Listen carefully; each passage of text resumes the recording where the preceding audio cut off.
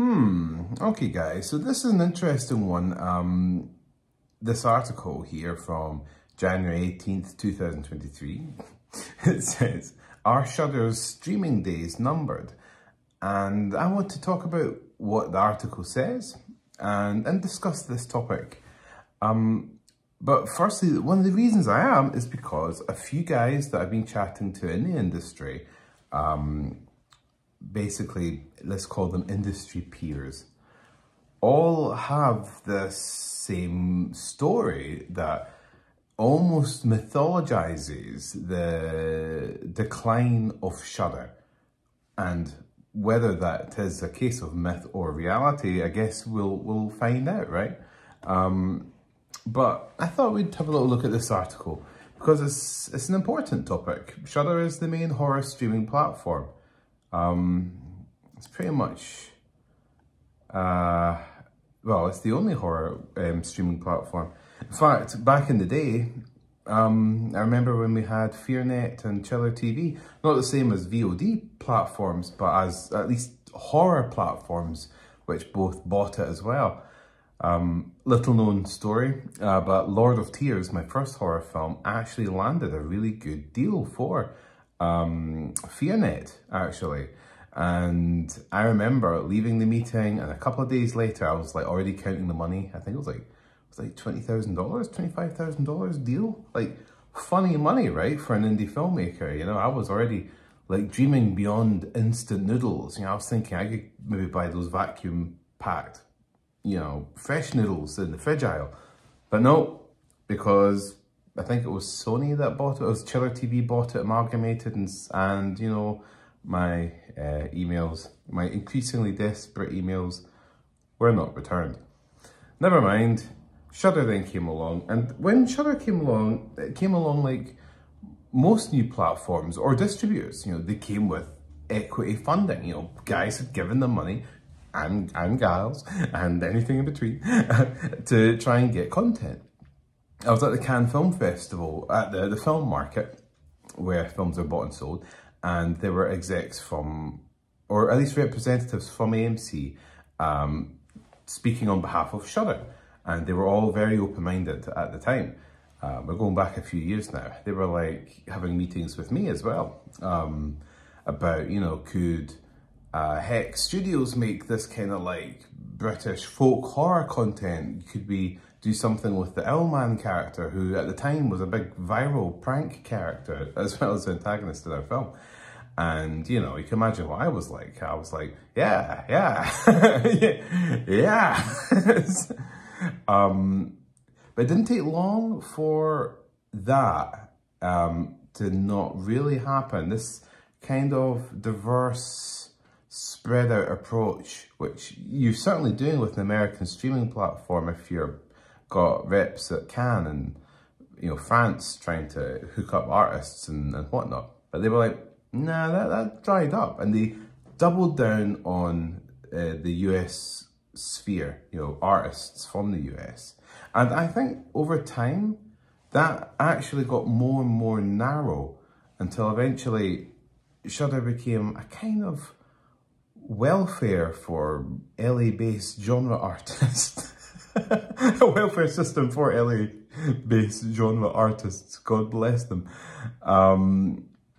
And, you know, for a lot of creative industry people outside of that sphere, they were like, meh, you know, well, you know, meh.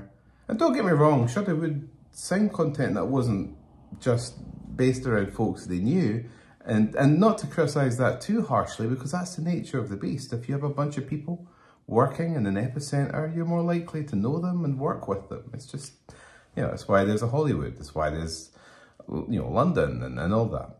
But anyway, it was clear to me that over time things were getting more and more insular and finite, I felt, until eventually it felt more like foreign acquisition for that Shudder would be almost like a token thing or something, you know?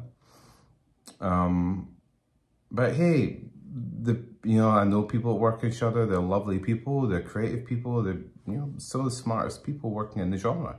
So if there are problems, then that's not just a problem for Shudder, it's a problem for the horror genre, and especially for independent filmmakers. And if you know anything about my opinion on the matter, to me, the horror genre is, well, independent filmmakers are the blood of the horror genre. You know what I mean? Not a corporate movie with explicit content. Anyway, I'm digressing. Let's have a look at the article written by Guillermo Rosario, subtitled, "How Will the Streaming Site Endure a Competitive Market?" Shudder is a streaming service owned by AMC with a focus on horror films and releases. Now, AMC's got plenty of cash for a niche streaming platform, right? Or at least it did. It has existed for more than 10 years and has been floating around the internet until it gained momentum with the streaming wars. Okay. During this competition, Shudder has had mixed success with classic horror and new releases made as exclusives. Yeah, and that exclusives thing is such bullshit, you know? Like, and don't get me wrong, like, I'm sure when Hex is distributing more films, we'll be tempted to engage a little in that bullshit. But what that bullshit is when you acquire a film and you're like, you know what, Netflix originals, people love that, Netflix exclusive, yeah, sure, like, let's stick our thing on, you know. So Wendy's exclusive, it's a McDonald's exclusive, it's you know, Barnes & Noble's exclusive, it's, you know, it's my asshole's exclusive, you know, it's everything slapped on, you know, until it kind of doesn't mean anything, to the point where actually these things become exclusives or originals on multiple platforms, even if it's the same film but in different countries, you know, it's like, but anyway, the popularity of streaming sites diminished significantly after quarantine around the world. Thank God for that though, right? But, you know, as a result, Shudder is one of the few sites that's slowly declining in subscribers, and there are now concerns that it'll inevitably close down. Well, if Shudder is pitted against market realities and phenomenons that it cannot change, that are just too great for it. For example, the changes in viewing habits post-quarantine. Because let's not forget, during that quarantine, the business model of Shudder and its acquisitions and exhibition curation choices would have been tailored to a unique set of circumstances. Maybe it didn't allow them to see what was really going on under the hood, what was ready to re-emerge. Still, there's a popular demand for the streaming site. Yeah, I mean, I don't think horror fans have any alternative in mind. And the regular flow of exclusive releases ensures that Shudder will maintain their niche audience. Right. Okay, so what's the problem? Let's see, we've got another section. What is shown on Shudder? Shudder contains a streaming collection of horror films from franchises like Saw to old classics like Night of the Living Dead. Yeah, but there's no Hex films on Shudder, eh? Fucking... They have a focus on the genre and generally share their library selection with the Sci-Fi Channel on TV. Ooh, that's like sharing the same hypodermic syringe in a prison cell, don't you think? Along with several classic films, Shudder has a nice selection of B-movies, films that have low budgets and high concepts. That's such typical parlance as well in, I'm digressing a bit, but that's very typical parlance in sales and finance with horror films. You go to the film markets and it's like, it's low budget, but it's high concept. High concepts are essential for low budgets because you don't have names. You don't have, you know, bugger all. So it has to be a story about how a man with 3 faces is going to survive screaming in a trapped elevator. You've never seen that before, right? And however, due to many popular films cycling around to other streaming networks, this doesn't always hold reasons to hold on to Shudder. Right, well, this is true. Like, you have like streaming platforms all over the place. You have, in Britain, you have the BFI streaming platform that carries a bunch of arty horror films. So if you're into that, BFI might tick your box. You have Shudder, Arrow, and probably Criterion in the US and stuff. But with Arrow, it's got a pretty good selection, especially of J-horror films, which are my favourite. In a way, like take Arrow, for example, in the UK. I mean, this is a company that recently bought over, I should say. It's now part of the Zavi empire, so let's not forget that, okay? But, they're both companies, inverted commas, that have parents with deeper pockets. And in theory, they could just acquire, you know, bucket loads of content if they wanted. But they're both hung on a certain budget level, which to me suggests sustainability is the main key in both cases. But the proliferation of platforms like Arrow and other competitors is going to sting Shudder, I guess. Let's see. Many examples of exclusive releases for streaming services that make them worth keeping include Amazon's Tomorrow War. I mean, I've not seen Tomorrow War, but I think Rings of Power were it's probably the opposite. That was something that almost made me want to, you know, teabag a blender. Yeah. We have Netflix Stranger Things. Sure. Yeah. You know, my subscription on Netflix hung around because of Stranger Things, even though I stopped after the second season. But, you know, Better Call Saul, Breaking Bad, stuff like that. And Hulu's Prey. Yeah. I've not seen Prey, but I know people really like it. And then there are other folks that are like, it's okay, it's a bit, in their minds, woke and stuff like that. And hey, maybe it is, but a lot of people liked it because maybe it wasn't as obvious, or I don't know. I don't want to get into that, you know, but it looked to me to be like a cute idea, and that's enough for social media viral marketing, and Hulu benefited from that. So good for them, smart play. And the film, yeah, it looks good. But I mean, man, don't be a person that says it's better than the original, though. That's just that's a fucking joke. Okay, so let's have a look. So yeah, they got some cool stuff. I mean, you know, what the hell's Shudder going to do compared to Netflix, though, with Stranger Things? I mean, Shudder has a number of their own exclusive releases, including George Romero's, he's not around, is he? Creepshow. We're using Creepshow. We're using the name Creepshow to make a series. Great. Okay, no problem. And VHS films as well. And, you know, I thought the Creepshow series was fine. I wouldn't say I was in love with it. And my oops. That was a bit spooky. Okay, we've got my monitor light again. Creepshow's good enough fun. I can't say that I was like a devotee of it. But that's not to say my taste is, you know, the be all or end all, because, you know, I'm not, you know, delusional film critic who has godlike, well, actually, no, I probably am, yeah. Let's have a look. So yeah, Creepshow, fine, and the VHS films, which I saw the second most recent one, and I've chatted a few times to Brad.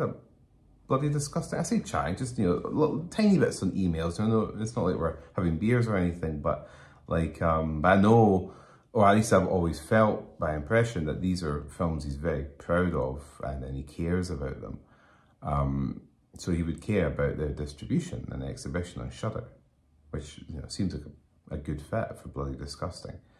Since then, Shudder has attained a great number of exclusives and is bundled with deals alongside AMC.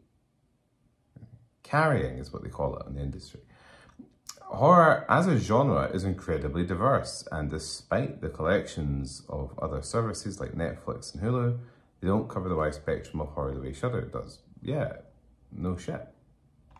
How streaming sites survive competition. This is a new subtitle. As competition with other streaming sites continues, many of them live or die by the content they acquire. I mean, Guillermo Rosario, your article has a cool premise, and there's some good content here, but it's a little bit open chat G. Yes. Streaming platforms often stream content for their audiences. It's a little bit, a bit like that. All right, let's go along. Shudder has endured where other less known streaming services dwindle because it covers a wide spectrum of horror films and a fair collection. Now, in your article, Rosario, you really should give examples though. You can't just say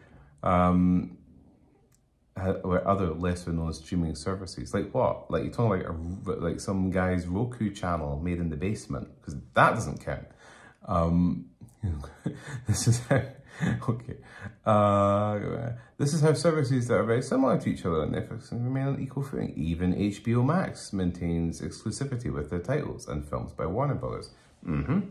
Another major factor to Shudder's longevity is the pricing of the service. Like other services, Shudder has a 7-day free trial. And they know, and I know, I will always forget to cancel before the end of day 7. Monthly subscription of $4.75, or if you live in the UK, it's actually £4,329 a month. This is an incredible deal for a streaming service, isn't it just? This combined with a healthy combination of exclusive originals and classics. Tremendous, gives a reason. Okay. So, well, where's this article going? Where's the bit about the decline? I was reading this rather spontaneously because I had a nice can of Cola Zero. I thought, you know what, I'll use this extra energy and read this. But I did think the article would have a greater proportion of its wordage towards the subject, the premise it's presenting here is Shudder in decline. Surprisingly, not enough to remove shows or lose the service altogether.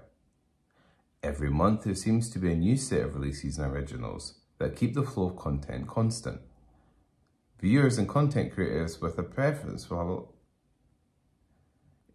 even after the increase of business and Shudder's still thriving, and it's Guillermo Rosario, your article is like something written by a $5 virtual office assistant from Fiverr.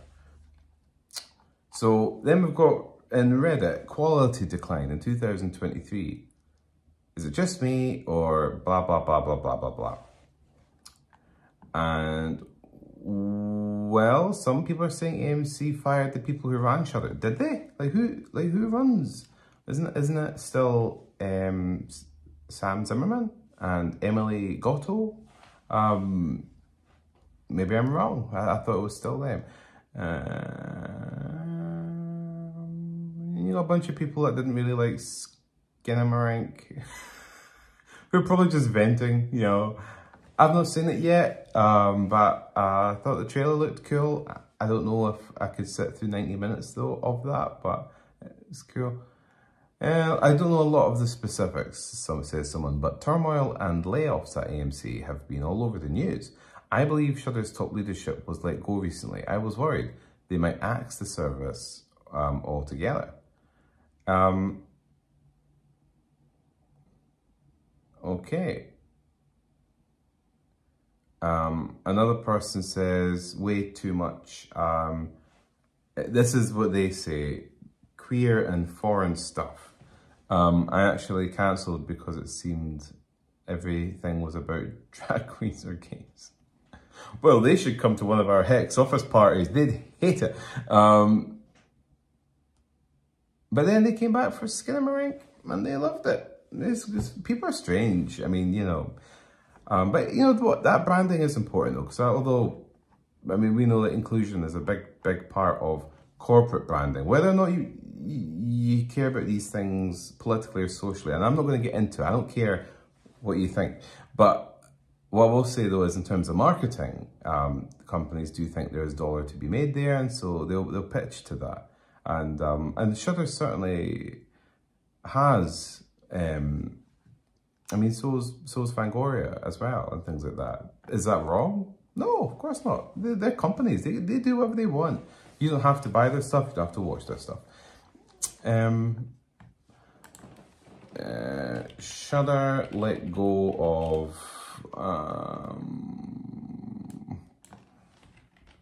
Shudder fires leadership, large-scale layoffs, horror fans fear for the future. Oh, I've got to turn off my ad blocker. There we go. Right. Yeah, Dead Meat, the YouTube guy that just waltzed onto Kickstarter and was like, hey, I want to make a movie. And his million subs made him blast to the very top of the most funded section under the horror category. I know he's a nice guy. I know you all love him, but fuck him. I was at number 3 with one of our old movies. Nah, I'm only joking. I wish him the best of luck. You'd have brought a pile more users to Kickstarter as well, so here's to that. Plus, I saw how upset he got when Red Letter Media made a joke about him. Yeah, so I would never do that. So yeah, Dead Meat says, really hoping everyone at Shudder is okay. In a media landscape where horror is often sidelined or taken for granted as a profit-making mechanism, it's nice to have an app service devoted entirely and lovingly to the genre. You'll always have my subscription, Shudder. What a suck up, eh? It kind of makes you sick. You'd have to kind of like wipe Chris Stuckman off you after he said something like that. However, if he wants to endorse Hex, that is different. That's another case. Because then he's kissing us down. He's not kissing us up. It's like you're punching up, punching down, yeah. Okay. And We Got This Covered goes on. It's ironic that a platform like Shudder, made for thrills, chills, is going through such a scary time. Ain't it just? James Dolan, the CEO of AMC, had this to say in a staff memo. It said, okay, it was our belief that cord-cutting losses would be offset by gains in streaming. Incidentally, by the way, yeah, that is film distribution, actually, in a nutshell. Everyone is fucked because of how shit streaming is. Really, really, really, really bad. You would make more money with your indie film if you got like an old transit van or Ford, and just like load it up with like your own DVDs and start selling them at the fruit market. You will literally see more money from selling your movies at the fruit market. Maybe cutting a deal with the guy that's selling like fresh tomatoes next to you to get a movie and 12 tomatoes than you ever will from the greatest, mightiest billion-dollar corporations selling VOD. And never trust that guy who is the one exception. We're talking, hey, no, it's great for me. Now I got a full-time directing job for Disney. It's like, okay. It was our belief that cord-cutting losses would be offset by gains in streaming. This has not been the case. We are primarily a content company, and the mechanisms for the monetization of content are in disarray. Yeah, I mean, James Dolan is 1,000,000% right. And if that is affecting AMC, oh man, then it means you're making an indie horror movie, it's affecting you. And is it affecting me? Yeah, of course it is. But I mean, in a recent tweet, I was talking about our new marketing distribution plan that we're putting together, and it's simply because the current system is beginning to fail. Unless, of course, content creators are happy just getting shafted into oblivion. And maybe, hey, maybe they are. But at the moment, from the top to the middlemen, they don't want to be shafted. So they're putting all that shafting force down to the artists. He eventually went on to add, we have directed the executive leadership of AMC Networks to undergo significant cutbacks in operations. They actually have to go to work naked now. They will include a large-scale layoff, which sucks, as well as cuts to every operating area of AMC Networks. Well, I don't blame them. I mean, this at least is stewardship. They're trying to keep the ship afloat and they're adapting to the new market realities. They're also trying to buy time to figure out how the hell they're going to reapproach the market. And that's a tough one. Well, AMC and Mr. James Dolan, you're not alone in trying to figure out this. Genre filmmaking is important, the article says. It's a style of movie making that's been present since the beginning of motion pictures and should be protected at all costs. Sure, it certainly is. But don't forget, Shudder was set up because AMC thought it could make bank on it. You know, it wasn't an altruistic kind of artistic endeavour. That is what looks like, what that looks like is when a bunch of kids go with a camera and no money and shoot somewhere in the woods at night. Horror films are traditionally independent films. The vast majority are. And they have the spirit of independent filmmaking that gives them something unique. It's what made Sam Raimi's Evil Dead so filled with soul compared to the soulless commercial remake. And if you're someone that thinks it's better just because of the effects or whatever, it's like, fuck off and grow up. In terms of like corporate horror or studio horror, some of them are amazing. I mean, like, you would not have films, at least back in the day, like The Changeling or The Exorcist without studio funding. Though I guess we don't have studio funding now. Not now. Now it's corporate funding. Big difference. Sadly, there's just not enough interest in a streamer directed at horror when plenty of others have horror movies and all types in their own lineups. We wish those impacted by these terrible decisions well and can only hope that things get better during this unmitigated time of, or during this time, should I say, of unmitigated chaos. Right. Okay, and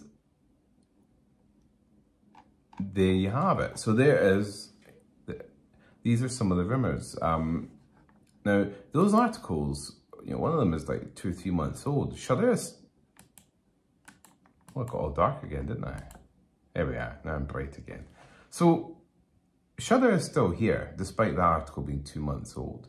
But, you know, its infrastructure is set up. It could be run on a skeleton crew. You know, it's like, it could eventually go down to just like, you know, a couple of people in acquisitions, a couple of people in post, and a software programmer, developer, you know, updating the site, and a couple of marketing, you know, social media people, maybe with a manager for the whole thing. Like, you know, how many employees does Shudder need? Like, did it used to have 50 employees? A platform like that, could it run on like 8, 10? You know, like, let me know in the comments what you think. I will say, anecdotally speaking, as a producer, I had heard rumours of Shudder's predicted demise from as long as 6 months ago. There were whisperings, like, of, you know, Sauron and Mordor, you know, like, there were whispers in the shadows that things are not afoot. And once this perception begins to permeate, that too affects the brand. You know, it becomes wonkier. But at the same time, there is no alternative as yet to Shudder. And the problems affecting it are affecting AMC and are also affecting most of the competition. Perhaps with the exception of the giants, the corporate giants like Amazon and Disney and whatnot. But hey, who knows? Well, let me know if you think Shudder is utterly screwed and is doomed, or whether this is a blip. But don't just say it because you hope it. Think about it and comment if you know something. Thanks very much.